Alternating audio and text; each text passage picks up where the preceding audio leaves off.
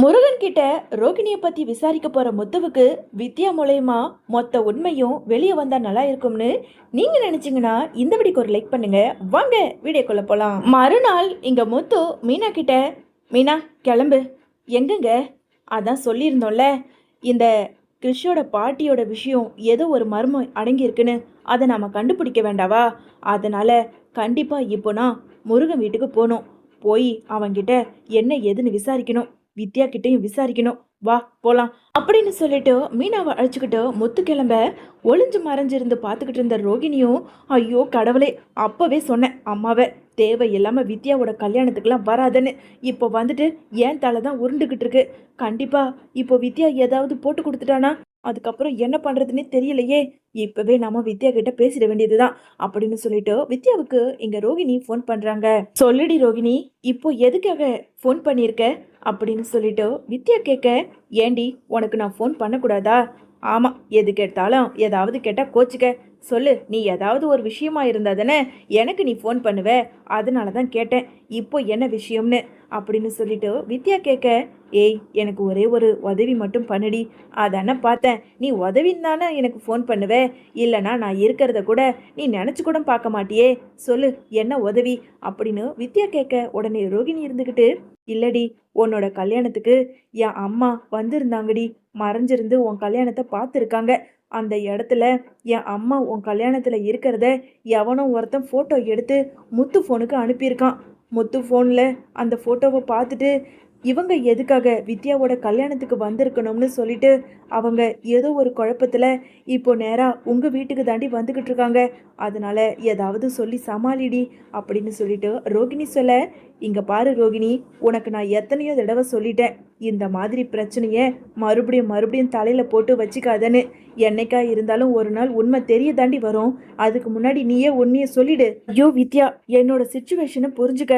இப்போதான் நானே இந்த வீட்டில் கொஞ்சம் நிரந்தரமாக இருக்கிறதுக்கு டைம் எனக்கு கிடைச்சிருக்கு. இந்த நேரத்தில் முத்துவும் மீனாவும் என்னை பற்றி போட்டு கொடுத்துட்டா அதுக்கப்புறம் கண்டிப்பாக ஆன்ட்டி என்னை கழுத்தை பிடிச்சி வெளியே தள்ளிடுவாங்க. ப்ளீஸ் டி, இந்த ஒரே ஒரு தடவை மட்டும் உதவி பண்ணு அப்படின்னு சொல்லிட்டு வித்யா கிட்ட ரோகிணி எவ்வளவு கெஞ்சினாலும், ஆனாலும் வித்யாவோ, இங்கே பாரு ரோகிணி, நான் ஒன்றும் இப்போ கல்யாணம் ஆகாதவெல்லாம் கிடையாது. கல்யாணமாகி நான் முருகன் கூட ஒரே வீட்டில் ஒன்றா இருக்கேன். இந்த நேரத்தில் அவருக்கு தெரியாமல் நான் ஏதாவது தப்பு பண்ணால் கண்டிப்பாக எங்களுக்குள்ள அது ஒரு பெரிய பிரச்சனையாகும். நீ தான் இந்த மாதிரியெல்லாம் உன் புருஷன்கிட்ட இருந்து மறைச்சிக்கிட்டு இருக்க. அதே மாதிரியெல்லாம் என்னால் பண்ணிக்கிட்டு இருக்க முடியாது. சரி வை, நான் முடிஞ்ச வரைக்கும் சமாளிப்பேன். அப்படி என்னால் முடியலைன்னா கண்டிப்பாக நான் உண்மையை போட்டு உடைச்சிருவேன் அப்படின்னு சொல்லிட்டு ரோகிணி பேசிக்கிட்டு இருக்கும்போதே வித்யா அப்படியே ஃபோனை கட் பண்ணிடுறாங்க. இன்னொரு பக்கம் கொஞ்ச நேரத்தில் முத்துவும் மீனாவும் முருகனோட வீட்டுக்கு வர, அங்கே வித்யாவும் முருகனும், வாங்க மீனா, வாங்க முத்து அப்படின்னு சொல்லிட்டு உள்ள கூட்டிட்டு போய் உட்கார வைக்க, வித்யாவும் காஃபி எடுத்துக்கிட்டு வந்து கொடுக்க, முத்துவும் மீனாவும் அதை வாங்கி குடிச்சிட்டு இங்க பேச ஆரம்பிக்கிறாங்க. உங்ககிட்ட ஒரு முக்கியமான விஷயம் பேசலாம்னு தான் வந்தோம். முக்கியமான விஷயங்கிறத விட ஒரு உண்மையை தெரிஞ்சுக்கலாங்கிறதுக்காக தான் வந்திருக்கோம் அப்படின்னு சொல்லிட்டு முத்து பேச ஆரம்பிக்க, உடனே முருகன் இருந்துக்கிட்டு, சொல்லுங்க என்ன விஷயம், உங்களுக்கு என்ன உண்மை தெரியணும் என்கிட்ட கேளுங்க, எனக்கு தெரிஞ்ச வரைக்கும் நான் சொல்கிறேன் அப்படின்னு முருகன் சொல்ல, உடனே மீனா இருந்துக்கிட்டு, வித்யா உங்ககிட்ட தான் ஒரு முக்கியமான விஷயம் பேசணும். இந்த அம்மாவை நீங்கள் பார்த்துருக்கீங்களா வித்யா அப்படின்னு சொல்லிட்டு இங்கே மீனா முத்துவோட ஃபோனில் இருந்த கிறிஷோட பாட்டி ஃபோட்டோவை எடுத்து இங்கே வித்யா கிட்ட காட்ட, அதை பார்த்ததும், ஐயோ இதுதான் ரோகிணி சொன்னாலோ? இல்லையே மீனா, இவங்களை நான் பார்த்தது கிடையாதே. ஏன் திடீர்னு வந்து என்கிட்ட கேட்டுக்கிட்டு இருக்கீங்க அப்படின்னு சொல்லிட்டு வித்யா ஒரு வழியாக நிலைமையை சமாளிக்க, உடனே இங்கே மீனா இருந்துக்கிட்டு, இல்லை வித்யா, இவங்க தான் கிறிஷோட பாட்டி. அதான் சொல்லியிருந்தல, நான் கூட ஒரு குட்டி பையனை தத்தெடுத்து வளர்க்கலாம்னு இருந்தோம்னு. அவங்க கூட இப்போ எங்ககிட்ட சொல்லாமல் கொள்ளாமல் எங்கேயோ போயிட்டாங்கன்னு. அவங்க தான் இவங்க. திடீர்னு உன்னோட கல்யாணத்தில் இவங்க வந்திருக்கிறத பார்க்கும்போது உனக்கு ஒரு வேளை இவங்களை தெரியுமோன்னு நினச்சி கேட்டேன் அப்படின்னு சொல்லிட்டு மீனா கேட்க, தெரியாது தெரியாது மீனா அப்படின்னு சொல்லிட்டு இங்கே வித்யாவுமே சொல்லிடுறாங்க. ஹரி வித்யா, நீ கிறிஷோட பாட்டியை தான் நீ பார்த்ததில்லன்னு சொல்கிற. நான் இன்னொரு ஃபோட்டோ காட்டுறேன், அவங்க உன்னோட சித்தி தானான்னு எனக்கு கொஞ்சம் பார்த்து சொல்கிறீங்களா அப்படின்னு சொல்லிட்டு மறுபடியும் ரோகிணி பேசிக்கிட்டு இருந்த அந்த அம்மாவோட ஃபோட்டோவை எடுத்து இங்கே வித்யா கிட்ட காட்ட, இவங்க எனக்கு சித்தியெல்லாம் கிடையாதே அப்படின்னு சொல்லிட்டு எங்கள் வித்யா சொல்ல, எனது உங்கள் சித்தி கிடையாதா? உங்க கல்யாணத்துக்கு வந்திருந்த ரோகிணி உங்களோட சித்தின்னு தானே சொல்லி அவங்க கிட்ட பேசிக்கிட்டு இருந்தாங்க. நான் கேட்டதுக்கு கூட அதானே சொன்னாங்க அப்படின்னு சொல்லிட்டு இங்க மீனா சொன்னதை கேட்டதும் வித்யாவுக்கு பதட்டமாகுது. அதெல்லாம் கிடையாது, எனக்கு சித்தியெல்லாம் கிடையாது அப்படின்னு ஒரு வழியா ஒரு மாதிரி சமாளிச்சுக்கிட்டு இருக்கிறத இங்க முத்து கவனிச்சிடுறாரு. வித்யா, நீ ஏதோ ஒரு உண்மையை மறைக்கிறேன்னு எங்களுக்கு நல்லாவே தெரியுது. இந்த கிறிஷோட பாட்டியோட உண்மை என்னன்னு எங்களுக்கு தெரியல. அதே போல ரோகிணியும் ஏதோ மறைக்குதோன்னு எங்களுக்கு சந்தேகமா இருக்கு. உண்மையை சொல்லு, ரோகிணி எதுக்காக அவங்கள பார்த்து உன்னோட சித்தின்னு சொல்லணும் அப்படின்னு சொல்லிட்டோம் எங்க முத்து கேட்க, இதை எல்லாத்தையும் பார்த்துக்கிட்டு இருந்த முருகனுக்கு ஒரு சந்தேகம் வருது. உடனே இங்க வித்யாவை தனியா கூட்டிட்டு போய், ஒரு நிமிஷம் இருங்க முத்து, இதோ வந்துடுறேன் அப்படின்னு சொல்லிட்டு வித்யாவை தனியா கூட்டிட்டு போன முருகன், ஏன் வித்யா, நான் உங்ககிட்ட ஒரு முக்கியமான விஷயம் கேட்கணும். அவங்க அவ்வளவு தூரம் ஏதோ ஒரு உண்மை தெரிஞ்சுக்கணும்னு சொல்லி வந்திருக்காங்க. நீயும் நானும் சேர்றதுக்கு முக்கியமான காரணமே முத்துவும் மீனாவும் தான். அவங்க உண்மையை கேட்டு வரும்போது நீ ஏதோ மறைக்கிறியோன்னு எனக்கே சந்தேகமா இருக்கு அப்படின்னு சொல்லிட்டு எங்க முருகன் கேட்க, இல்லை முருகன், இல்லை, நீ மறைக்கிற, நீ பொய் சொல்ல மாட்டேன்னு எனக்கு தெரியும். ஆனால் இந்த இடத்துல நீ பொய் சொல்கிற. உன் மனசுக்கு நீ உண்மையாக இருந்தனா உன் மனசில் இருக்க எல்லா உண்மையையும் அவங்க கிட்ட சொல்லிடு அப்படின்னு சொல்லிட்டு முருகன் இங்கே வித்யா கிட்ட சொல்ல, வித்யாவோ வேற வழி இல்லாமல் உண்மையை போட்டு உடைச்சிட வேண்டியது தான். இதுக்கு மேலேயும் நாம் ரோகிணிக்கு சப்போர்ட் பண்ணி பேசிக்கிட்டு இருந்தா முருகனுக்கும் நமக்கும் தேவையில்லாமல் பிரச்சனை வரும் அப்படின்னு சொல்லிட்டு மனசுக்குள்ள ஒரு முடிவு எடுத்துக்கின வித்யா வெளியே வராங்க. மீனா, நீங்கள் கேட்டிருந்தீங்களே, அதுக்கான விடையை நான் சொல்கிறேன் அப்படின்னு சொல்லிட்டு வித்யா சொல்ல ஆரம்பிக்கிறாங்க. முதல்ல ஒரு அம்மாவை காட்டுனீங்களே, அது வேற யாரும் கிடையாது, உங்கள் வீட்டில் இருக்காளே ரோகிணி, அவளோட அம்மா தான் அவங்க. கிறிஷு தான் ரோகிணியோட குழந்தை அப்படின்னு சொல்லிட்டு இங்கே வித்யா உண்மையை போட்டு உடைக்க, இதை கேட்டதும் முத்துவுக்கும் மீனாவுக்கும் அப்படியே அதிர்ச்சியா இருக்கு. உடனே இங்கே முத்து இருந்துக்கிட்டு, வித்யா, நீ சொல்கிறது உண்மையா? பார்லர் அம்மாவோட குழந்தை தான் கிறிஷா? ஆமா முத்து, நான் சொல்றதெல்லாம் உண்மைதான். ரோகிணியோட அம்மா ஏற்கனவே ரோகிணிக்கு சின்ன வயசுலயே கல்யாணம் பண்ணிட்டாங்க. ஒரு வயசானவரா பார்த்து கல்யாணம் பண்ணி வச்சதுனால ஏதோ ஒரு நோய் வந்து அந்த ஆளு செத்து போயிட்டாரு. அதுக்கப்புறம் ரோகிணி தன்னோட வாழ்க்கையை காப்பாத்திக்கணுங்கிறதுக்காக மனோஜ் மேல ஆசைப்பட்டு தனக்கு கல்யாணம் ஆன உண்மையை மறைச்சு, தனக்கு குழந்தை இருக்க உண்மையையும் மறைச்சு ரோகிணி மனோஜ் கல்யாணம் பண்ணிக்கிட்டா. இப்போ வரைக்கும் நான் சொல்லிக்கிட்டு தான் இருக்கேன், சீக்கிரமா உண்மையை சொல்லிடுடி, அந்த குழந்தை பாவம் ரொம்ப உன்னோட பாசத்துக்காக தவிச்சுக்கிட்டு இருக்குன்னு. ஆனா நிறைய பொய் சொல்லியிருக்கா, நிறைய மறைச்சிருக்கா. இப்படி மறைச்சு மறைச்சு அவ வாழ்க்கையை காப்பாத்திக்கிட்டு இருக்கா.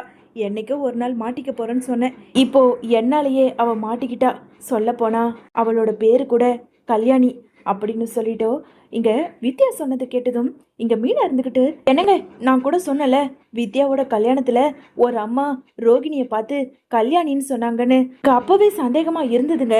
பாருங்க, அந்த ரோகிணி கல்யாணிங்கிற பேரையே மாத்தி ரோகிணின்னு எல்லாரும் முன்னாடியும், ச்சே, எதுக்காக இப்படி ரோகிணி பண்ணணும் அப்படின்னு சொல்லிட்டு இங்க மீனா ரொம்ப கோவத்தோட பேச, உடனே முத்து இருந்துக்கிட்டு, வேற எதுக்கு, அந்த பார்லர் அம்மா மனோஜை கல்யாணம் பண்ணிக்கிறதுக்காக தான் இவ்வளவு வேஷம் போட்டிருக்கு. இந்த வேஷத்தை நாம இப்பவே கலைச்சாகணும். இன்னும் எவ்வளவு நாளைக்கு தான் அந்த அம்மாவையும் அந்த குழந்தையையும் இப்படி மறைச்சு வைக்க முடியும்? இதோ உண்மை தெரிஞ்சு போச்சே, இப்பவே போய் அந்த பார்லர் அம்மாவுக்கு சரியான வேட்டு வச்சு வீட்டை விட்டு வெளியே துரத்தணும். எவ்வளவு தைரியம் இருக்கும் அந்த கேனையனும்! என்னமோ தான் பொண்டாட்டி தான் உத்தமிங்கிற மாதிரி ஊர்ல பொய்யே சொல்லாத மாதிரி நல்லவன் நினைச்சுக்கிட்டு அவளுக்கு சப்போர்ட் வேற பண்ணிக்கிட்டு இருக்கான் அந்த மனோஜ். அவனையும் சும்மாவே விடக்கூடாது அப்படின்னு சொல்லிட்டு இங்க வித்யாவையும் முருகனையும் அழைச்சுக்கிட்டு நேரா வீட்டுக்கு போறாங்க. வீட்டுக்கு இங்க வித்யா வந்திருக்கிறத பார்த்ததும் இங்க அண்ணாமலை இருந்துக்கிட்டு, வாமா வித்யா, என்ன கல்யாணம் எல்லாம் நல்லபடியா முடிஞ்சுதா அப்படின்னு சொல்லிட்டு அண்ணாமலை கேட்க, உள்ள வந்த முத்துவோ, அப்பா அதை எல்லாத்தையும் அப்புறம் விசாரிச்சுக்கலாம், முதல்ல அந்த பார்லர் அம்மா எங்க, பார்லர் அம்மா வெளியே வா அப்படின்னு சொல்லிட்டு வந்ததும் வராதுமா பயங்கர கோபத்தோட முத்து கத்திக்கிட்டு இருக்க, முத்துவோட சத்தம் கேட்டு ரோகிணி வெளியே வராங்க. வெளியே வந்த ரோகிணியும் அங்க முருகனையும் வித்யாவையும் பார்த்ததும் ரொம்ப அதிர்ச்சியோட நிக்கிறாங்க. உடனே இங்க மீனா இருந்துக்கிட்டு, என்ன ரோகிணி, ரொம்ப அதிர்ச்சியா இருக்கோ? என்னடா இது, புது மாப்பிள்ளையும் பொண்ணும் வீட்டுக்கு வந்திருக்காங்கன்னு யோசிச்சுக்கிட்டு இருக்கீங்களா? எல்லாம் எதுக்கு தெரியுமா? இப்போ நீங்க கையும் களவுமா வசமா மாட்டிக்கிட்டீங்க அப்படின்னு சொல்லிட்டு மீனா பேசிக்கிட்டு இருக்க அந்த நேரம் சத்தம் கேட்டு விஜயா, மனோஜ், ஸ்ருதின்னு எல்லாருமே வெளியே வராங்க. வந்த விஜயாவோ, ஏய் என்ன விட்டா ரொம்ப தான் கத்திக்கிட்டு இருக்க, இது வீடா இல்ல பார்க்கா என்னமோ யார் யாரையோ வீட்டு உள்ள விட்டுருக்க, என்னாச்சு, என்ன விஷயம் அப்படின்னு விஜயா கேட்டுக்கிட்டு இருக்க. உடனே முத்து இருந்துகிட்டு, ஆமாமா, இவங்கெல்லாம் யார் யாரதான், இவங்களாலதான் ஒரு உண்மை வெளியே வந்திருக்கு. இந்த பார்லர் அம்மா ஒரு கேடு கெட்ட வேலையை பார்த்துக்கிட்டு இருக்கு அப்படின்னு சொல்லிட்டு முத்து சொல்ல, உடனே மனோஜ் இருந்துகிட்டு, டேய் என்னடா, வரும்போது ஏதாவது ஒரு பிரச்சனையை புடிச்சுக்கிட்டு வந்துருவ. இப்போ என் பொண்டாட்டி என்ன பண்ணிட்டா, இப்போ எதுக்காக இங்க வந்து கத்திக்கிட்டு இருக்க அப்படின்னு சொல்லிட்டு மனோஜ் கேட்க, உன் பொண்டாட்டிய ரொம்ப நல்லவன்னு தூக்கி தலை மேல வச்சுக்கிட்டு பேசுறியே, அந்த பார்லர் அம்மாவுக்கு ஏற்கனவே கல்யாணமாகி கிறிஷ்னு ஒரு குழந்தை இருக்கு. என்ன முத்து சொல்ற அப்படின்னு அண்ணாமலை கேட்க, அட ஆமாப்பா, அந்த உண்மை எங்களுக்கு தெரிஞ்சு போச்சு. இதோ வித்யா வாயாலேயே எங்களுக்கு எல்லா உண்மையும் தெரிஞ்சிடுச்சுப்பா. அதனால தான் கையோட நாங்கள் சொன்னால் நம்ப மாட்டீங்கன்னு கூட்டிகிட்டு வந்திருக்கோம். வித்யா நீ சொல்லுப்பா அப்படின்னு சொல்லிட்டு முத்து சொல்ல, உடனே இங்கே வித்யாவோ ரோகிணியை பார்த்து, என்ன மன்னிச்சிடு ரோகிணி, அங்கிள் நான் சொல்கிறதெல்லாம் உண்மைதான். ரோகிணிக்கு ஏற்கனவே கல்யாணம் ஆயிடுச்சு. அவளோட புருஷன் செத்து போயிட்டாரு. அவளோட வாழ்க்கையை காப்பாற்றினுங்கிறதுக்காக கிருஷ்ண அவங்க பாட்டிக்கிட்ட விட்டுட்டு இவ மனோஜை கல்யாணம் பண்ணிக்கிட்டு வந்துட்டா. இந்த உண்மையை எத்தனையோ தடவை வீட்டில் சொல்ல சொன்னேன், என் பேச்சை கேட்கல. இப்போ என் வாயாலேயே இங்கே உண்மை தெரிஞ்சு போச்சு. நான் சொல்கிறதெல்லாம் உண்மை, சத்தியம் அப்படின்னு சொல்லிட்டு வித்யா உண்மையை போட்டு உடைக்க, இதை கேட்டுக்கிட்டு இருந்த விஜயாவுக்கோ பயங்கர கோவம் வந்து, ஏய் ரோகிணி, என்ன இவ சொல்றதெல்லாம் உண்மையா சொல்லு அப்படின்னு கோவத்தோட விஜயா ரோகிணியை பார்த்து கேட்க, அது வந்து ஆண்டி, என்ன வந்து போயின்னு இழுத்துக்கிட்டு இருக்க, உண்மையை சொல்லு. உனக்கு ஏற்கனவே கல்யாணம் ஆயிடுச்சா? இந்த வீட்டில் வந்துட்டு போன அந்த அனாதை பையன் தான் உன் பையனா? எதுக்காக உண்மையை மறைச்ச சொல்லு அப்படின்னு சொல்லிட்டு எங்க ரோகிணியை ஓங்கி பலார்னு ஒரு அறை கொடுக்க, இதுக்கு மேலேயும் உண்மையை மறைச்சா வேலைக்கே ஆகாது, நம்ம உண்மையை போட்டு உடச்சிடலாம் அப்படின்னு நினச்சிக்கிட்ட இங்கே ரோகிணியோ, ஆமாம் ஆண்டி என்னை மன்னிச்சிருங்க, எனக்கு ஏற்கனவே கல்யாணமாகி என்னோட புருஷன் செத்து போயிட்டான். எனக்கு மனோஜை பிடிச்சிருந்தது. அதனால தான் என்னோட கடந்த கால வாழ்க்கையை பற்றி நான் கொஞ்சம் கூட யோசிக்காம நான் மனோஜை கல்யாணம் பண்ணிக்கிட்டேன். என் வாழ்க்கை எனக்கு முக்கியம். என்னோட மனோஜை விட்டுட்டு நான் எங்கேயும் போக மாட்டேன் அப்படின்னு சொல்லிட்டு இங்கே ரோகிணி மனசை திடப்படுத்திக்கிட்டு உண்மையை போட்டு உடைக்க, என்னது எவனுக்கோ கல்யாணமாகி எவனுக்கோ பெத்த குழந்தை வச்சுக்கிட்டு என் பிள்ளைய நீ கல்யாணம் பண்ணிக்கிட்டு சந்தோஷமா இந்த வீட்டில் இருந்துடுவியா? அடைச்சி வீட்டை விட்டு வெளியே போ. இன்னொரு தடவை மனோஜை உன் புருஷன் சொன்னேன்னு வச்சுக்கோ, உன்னை அவ்வளோதான் சொல்லிட்டேன் அப்படின்னு சொல்லிட்டு இங்கே ரோகிணியை கழுத்தை பிடிச்சி தரன்னு விஜயா வெளியே கூட்டிட்டு வந்து விடுறாங்க. இங்கே மனோஜோ என்ன பேசுறதுன்னு தெரியாம அப்படியே இடிஞ்சு போய் ஒரு ஓரமாக உக்காந்துடுறாரு.